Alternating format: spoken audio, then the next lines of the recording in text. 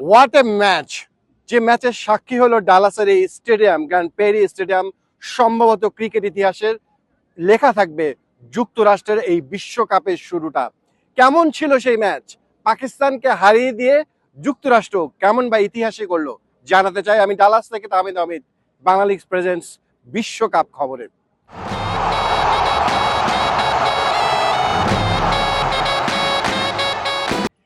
যেটা বলা হচ্ছিল যে যুক্তরাষ্ট্র বাংলাদেশকে সিরিজ হারিয়ে দিয়েছিল, সেই সিরিজ হারের পর অনেকেই ভেবেছিলেন এটা একটা দুর্ঘটনা, কিন্তু তাদের সে বার্তাটা খুব পরিষ্কার ছিল। তারা বিশ্বকাপের প্রস্তুতিটা কেমন নিয়েছে সেটা বাংলাদেশকে সিরিজে হারিয়ে দিয়ে তারা প্রমাণ করেছে তারা মোটেও খেলা বা খেলনা নয় বিশ্বকাপে। প্রথম ম্যাচে ক্যানাডাকে যেভাবে তারা হারিয়ে দিয়েছিল, অ্যারন জোন্সের ইনিংসটা কে ভুলতে পারবে? 10 ছক্কা সেই ইনিংসটা, 90 পেরোনো ইনিংসটা মনে থাকবে অনেকেরই। প্রায় 400 পেরোনো সেই ম্যাচে দাপট দেখিয়েছিল যুক্তরাষ্ট্র।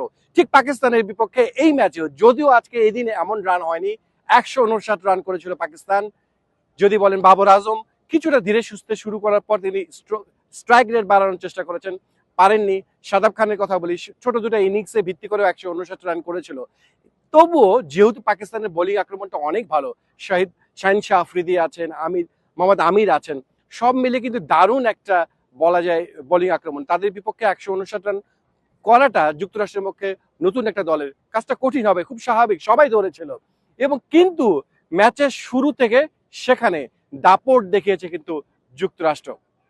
মোনাক প্যাটেলের কথা বলি, যদি অধিনায়ক, কি দারুণ একটা হাফ সেঞ্চুরি করেছেন তিনি।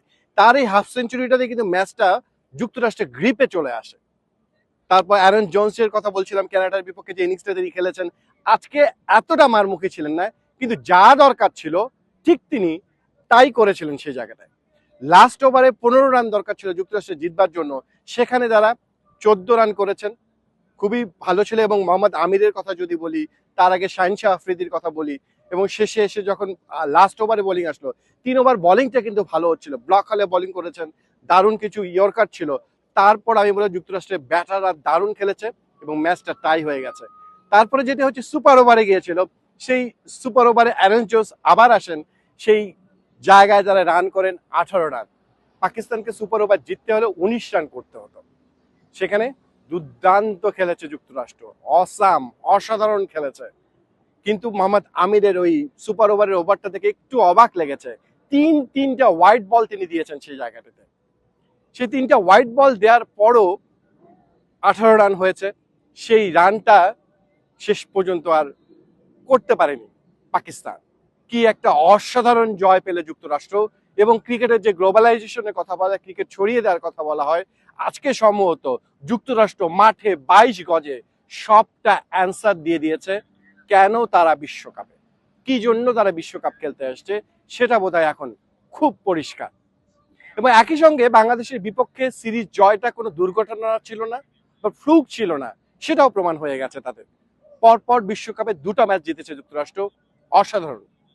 যারা মাঠে বসে খেলা দেখেছেন, অনেক পাকিস্তানি দর্শক এসেছিলেন ডালাসের এই স্টেডিয়ামটিতে, যুক্তরাষ্ট্রের দর্শকরা ছিলেন, সবাই উপভোগ্য একটা ম্যাচ পেয়েছেন।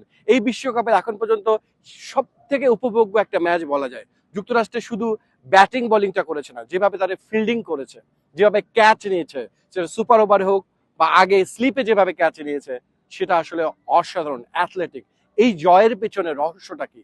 বলা হয় যুক্তরাষ্ট্রের এই টিমের সদস্যরা প্রায় সবাই অন্য দেশ থেকে এসছেন, পরে যুক্তরাষ্ট্রের নাগরিক হয়েছেন।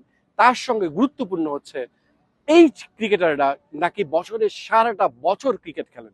যে পরিমাণ ম্যাচ এখানে হয় মেজর লিগ ক্রিকেটের অন্যান্য টুর্নামেন্ট গুলো, তাতে এত বেশি ম্যাচে থাকেন ক্রিকেটাররা, সম্ভবত সেখান থেকে যে আত্মবিশ্বাসটা, সেটাই কাজে লাগিয়েছে যুক্তরাষ্ট্র। একই সঙ্গে ছক্কা মেরে দিলেন কিন্তু স্টুয়ার্ট ল, বাংলাদেশের বোলিং ব্যাটিং কোচ হওয়ার কথা ছিল তার, সে ব্যাটিং কোচ হতে পারেননি। পরবর্তী তিনি যে যুক্তরাষ্ট্রের জাতীয় দলের কোচ হয়েছেন, সেই জায়গা থেকে স্টুয়ার্ট ল তাক লাগিয়ে দিয়েছেন এবং দেখিয়ে দিয়েছেন তার দল এই বিশ্বকাপে শুধু খেলার জন্য, অংশগ্রহণ করবার জন্য নয়, কিছু করবার জন্য এসেছে।